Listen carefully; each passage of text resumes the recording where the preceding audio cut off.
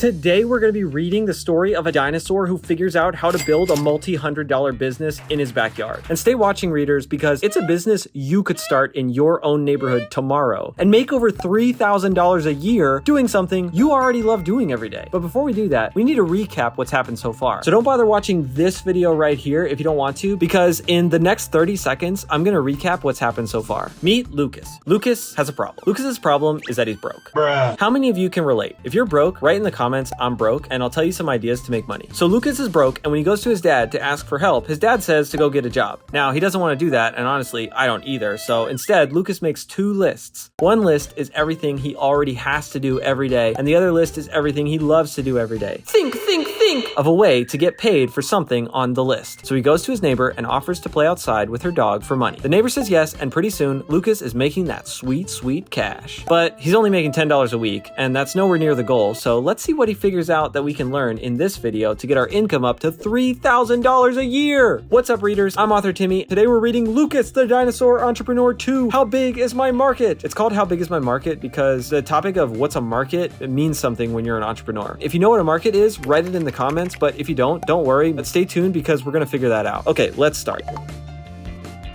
As I'm starting the book, I just want to tell you that this book has these sight words in it. If you can guess how many total times they come up, I'll give you this signed doodle I did today while I was sitting on the potty. But don't worry, I washed my hands and I washed the paper too. Okay, let's get reading. Toby, I've been walking you for weeks now. I've made over $100. Woof! And I love this. I could do this forever. I could do this till I'm an old dinosaur. Oh yeah, his dog's name is Toby. Can you believe the neighbor was willing to pay me $10 a week for something I already do all the time? It's been easy peasy lemon squeezy. Oh my gosh, Toby, I just had a brilliant idea. Woof! If I'm already playing outside with you, how much harder would it be to add another pet? Or 2, or 5, or 1,000? If I play with 2 more pets at the same time, I would go from making $10 a week to $30 per week. If he made over $100 at $10 a week, that means it's been how many weeks? I wonder how many neighbors have pets who need exercising. Woof? Let's see. This is my neighborhood. How many houses do we have? Let's see. 1, 2, 3, 4. Readers, if you just want to pause it right here and count the houses, you can. But if you don't want to do that, I'll tell you on the next page. Okay, here it is. Did you guess 120? Woof! The question is, how many of them have pets? And how many of those pets need exercise? Uh-oh, look at Toby. I'm confused. We can read his thoughts. Toby, let's just start taking action. Get ready to walk until your booty hurts. Woof! And he's clearly thinking, okay. I like that Lucas is a man of action. That is a really important trait for entrepreneurs. If you're a man of action too, write in the comments, I'm a man of action. Unless you're a woman. And then you can write in the comments, I'm a woman of action. House 1. Ding dong. House 2. Ding dong. So clearly he's ringing doorbells to see who has pets that need exercise. Let's see what kind of results he's getting. House 3. Do you have any pets that need exercise? It doesn't look like it. House 4. Hey, sweetheart. My grandson's around here somewhere with his Tweety. That's pretty promising. We just need to find where that is. House 5. Here. Take him.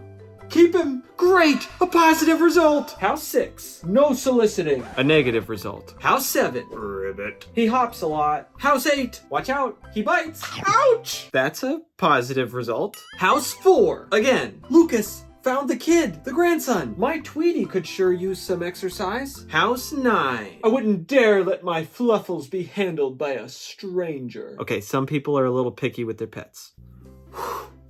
House number 10. Ding dong. Hey, Tommy and Timmy Triceratops. We have a snake and a gerbil. Okay, clearly they heard what Lucas was up to. But we give them plenty of exercise. What kind of exercise do you think they're giving? Oh yeah, he's doing a lot of running. And look at those scared little poops.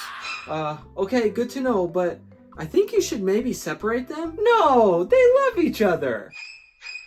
Help! Toby, the day is over. And we only hit 10 houses. That was a lot of work. I can't feel my legs. I might need to lay down on the floor. How are we going to hit 110 more houses? I'm gonna be an old man before then. An old, ancient, hairy, crinkly-boned, shriveled up old man. You guys look wiped out. You need some water, buddy? Yes, please. Have you ever been so pooped that the floor feels comfy? That's me right now, Toby. I'm dead. I think she was talking to Toby, but he's asleep. I've got wobbly legs. I think if I'm going to get up, I'm going to need someone to splash water on my face or something. Ew. But also, that worked. Gross. Does your dog do this to you? I think we need a new strategy to get the right number of...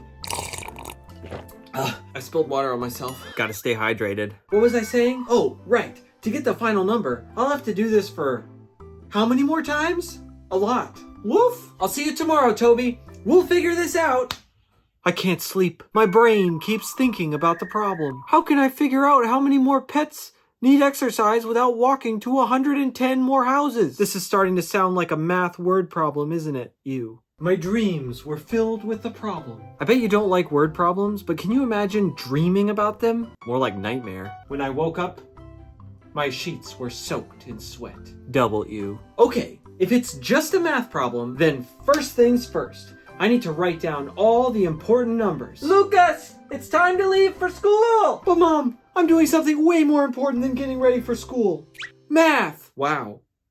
I can't believe I just said that. Do you see what's on the paper? What do you think all those numbers mean for Lucas's business? They kind of just look like a bunch of scribbles. 120 houses, 10 of them visited, 4 of them needed exercise. So Lucas is mumbling the figures to himself in class now. Ugh, this is a pickle. My brain can't figure this out.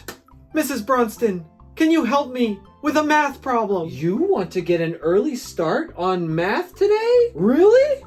Are you Lucas? Yes. I desperately want to do math. Please, oh please, help me. Have you ever desperately wanted to do math? Me neither. Let's do this. How many 10s fit in 120? Oh no. How in the world do I figure that out? Do you know? Just count by 10 with me, and each time we say a number, put up a finger. 10, 20, 30, 40, 50, 60, 70, 80, 90, 100. Wait, I have to use my feet. How many fingers is that? Well, it would be 12. If I had 12 fingers. Another way to do it is to just use a calculator. Let's do it together.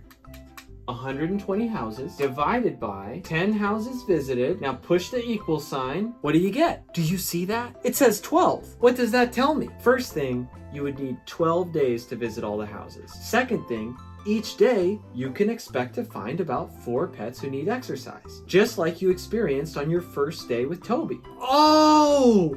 Okay, so I multiply 12 days times 4 pets, and that's 48 customers! Toby! Mrs. Spinosaurus, you're not gonna believe it! Have you ever drowned in customers before? Huh? There's a huge market for my service in this neighborhood. We're gonna have so many new animal friends to play with.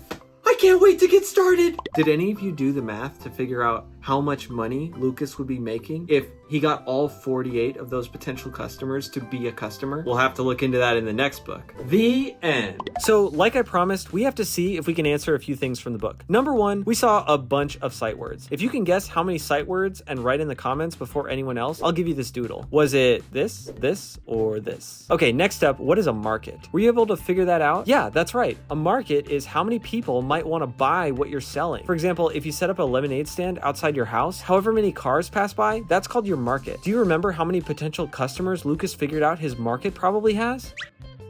If Lucas monetized all those customers at $10 per week, he'd make $420 per week.